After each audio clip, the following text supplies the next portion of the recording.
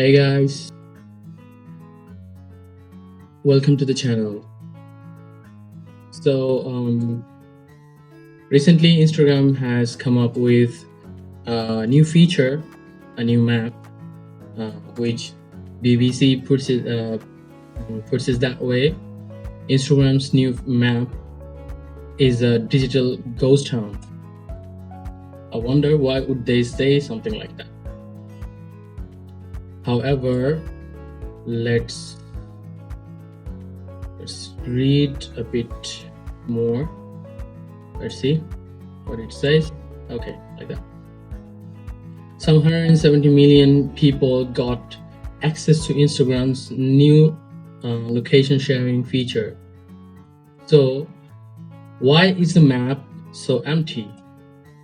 In the app's loneliest corners, Meta and its users may be fighting a quiet battle.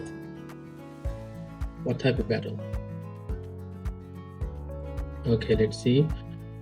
On Saturday, I pulled up my phone setting and did something I haven't considered in almost a decade. A move so brazen, I've spent my whole career telling people to avoid it. I gave Instagram access to my location. That's interesting. I wonder who's speaking. Millions of Americans were greeted by a pop-up last week inviting them to try the new Instagram map. See, it's instead of inverted comma. Okay. So the feature lets users share their exact real-time location with each other. Interesting. If you want, you can blast your whereabouts to every single one of your mutual followers. And seriously? Wow. Okay. Let's read further. For many, however, the app's history makes it an unsettling place for this kind of intimacy. Excuse me. Well, from the get-go, I don't love the idea, because if you ask me, it's totally my opinion. I just don't like people, especially all my followers, to know that where I am. It when I see things like that, it raises a million flags in my head. I don't know. I just can't take it. And second of all, that think it like that way. I share my location with my close friend. I mean, say for example, my best friend, he knows my location all the time, like continuously knows every single place that I visit, and somehow his phone gets stolen. Then the person who stole his phone will have access to my location, and that's how he can also like somehow attack me, somehow can harm me. That's the idea that doesn't sit with me well. I don't know, that doesn't sit with me.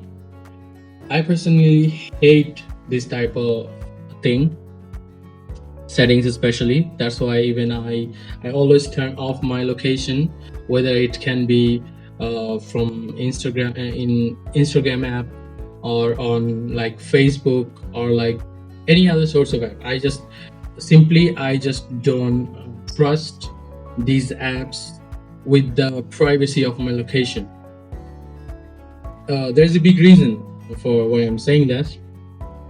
Okay, you can see the article. I will like attach the link in the description, so you can read the article, no problem. And you can also go to BBC's official website and read it there. Excuse me. But the problem is here. Let's read it together. But Meta, the company that owns Facebook, Instagram, and WhatsApp, has a rocky history when it comes to privacy. See that? Rocky history. Okay. Chief Executive Mark Zuckerberg has personally apologized numerous times over the years for how his company has mishandled users' data. Okay, problems that have cost Meta billions in fines and lawsuits. The company promises it cares about uh, user privacy and has vowed to earn back trust. Let's click on this link. What comes up? See what it says? Like, it's not long ago, like 2025 July 18, Meta investors settled at $8 billion dollar lawsuit with Zuckerberg over Facebook privacy. Okay, let's see what it says. Mark Zuckerberg has agreed to settle a multi-billion dollar lawsuit with a group of shareholders over how top executives and directors are handled repeated privacy violations by Facebook. Interesting. So they're like not happy with the authority of the Meta, or the shareholders of the Meta, how they like handle the situation, that handled repeated privacy violations by Facebook. Interesting. Okay, let's get back to the original post and let's see.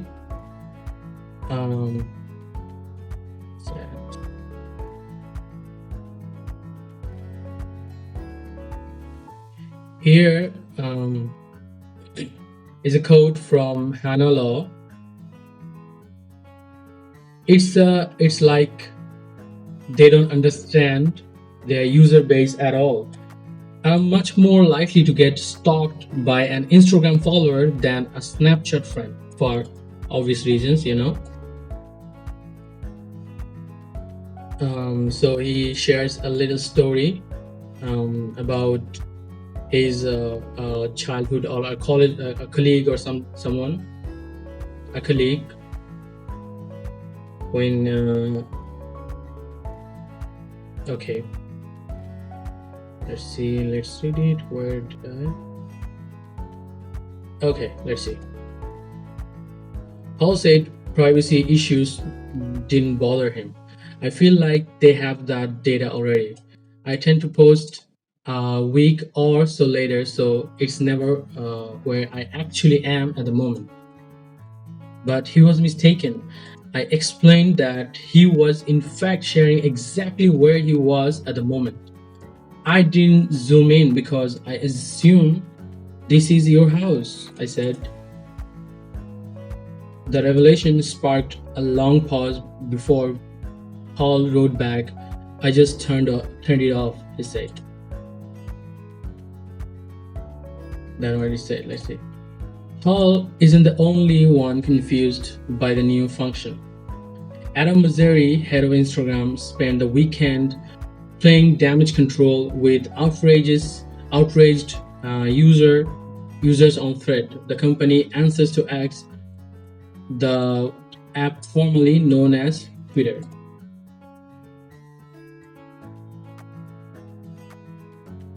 So he says whether or not you choose to share your live location, all your privacy photos or your public photos, videos, and stories show up on the map if you have tagged locations in those individual posts. Apparently, a lot of people saw this and thought Instagram was collecting new data without their permission. Interesting. Okay. So, this is all I have for now. So,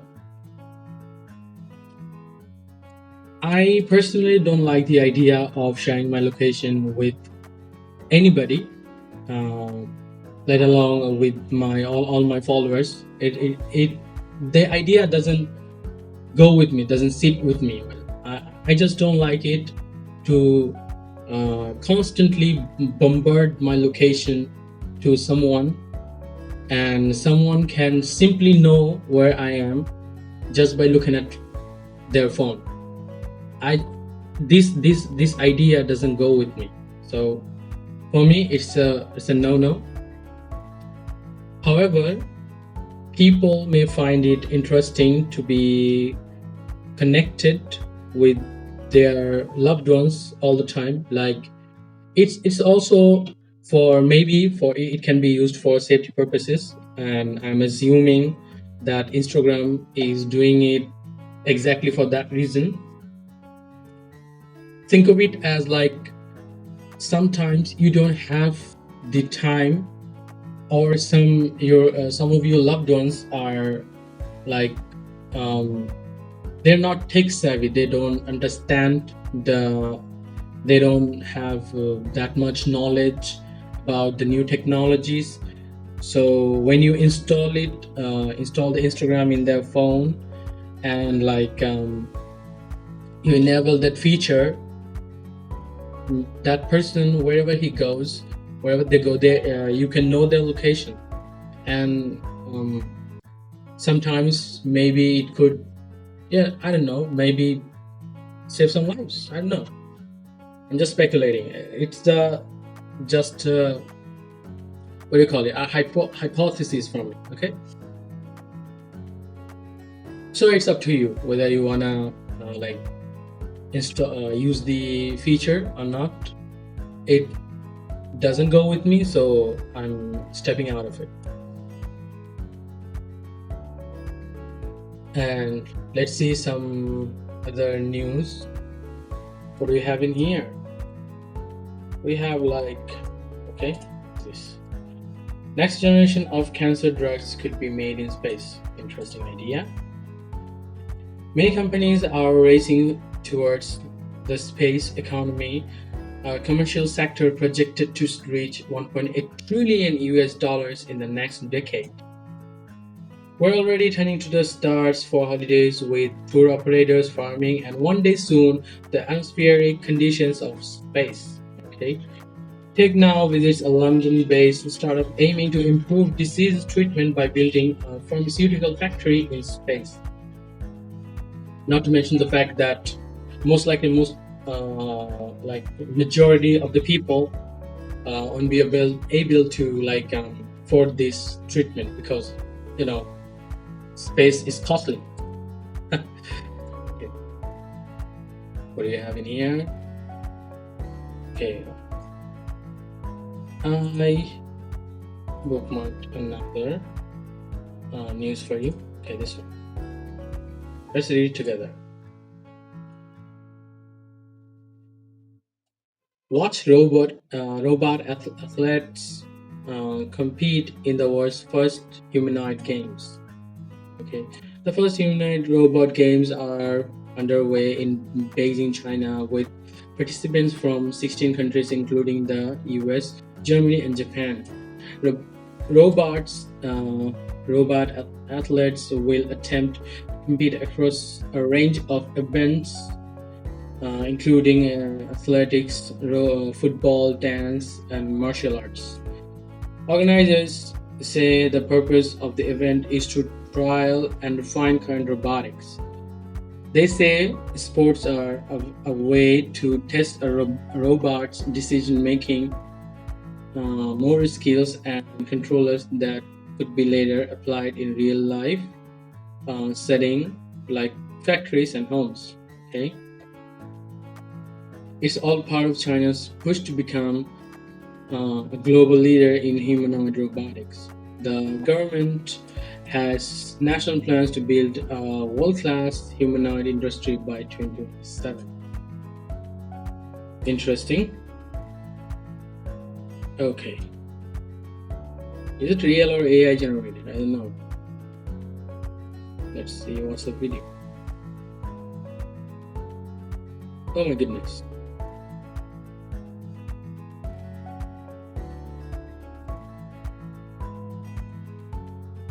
So get ready to be replaced by the robotic. So I guess we should get ready to be replaced by the robots.